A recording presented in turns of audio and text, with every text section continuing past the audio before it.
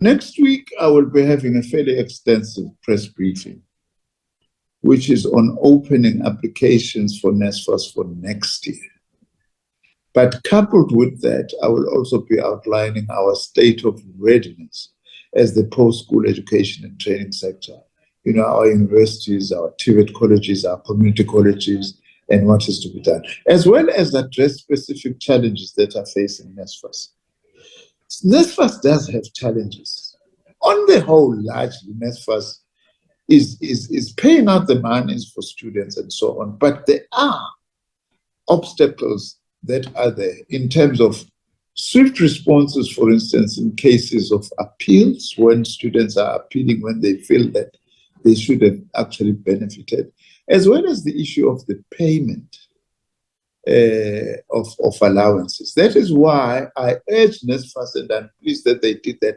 They then undertook legal investigation into what is happening in this area.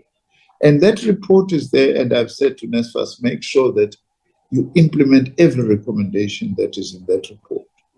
Because the other challenge does not just rest with NSFAS, it also rests with institutions, and especially the timely and efficient sharing of information between universities and colleges to say which students qualify so that NSFAS is able to pay on time.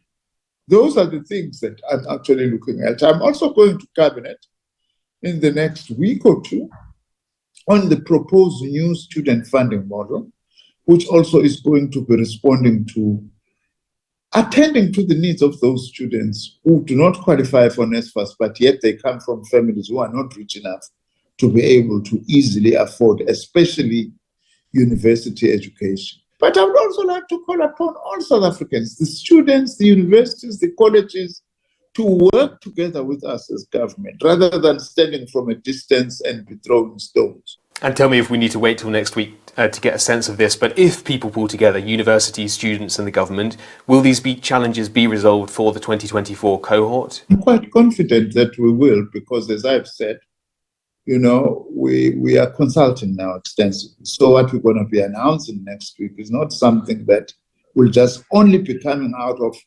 government policies, but also we have been consulting extensively and also informing the stakeholders what is happening and also seeking their opinion. For instance, I've just met with the president of the Students' Union, SAUS, to actually have a discussion as to how do we plan to work together and so on.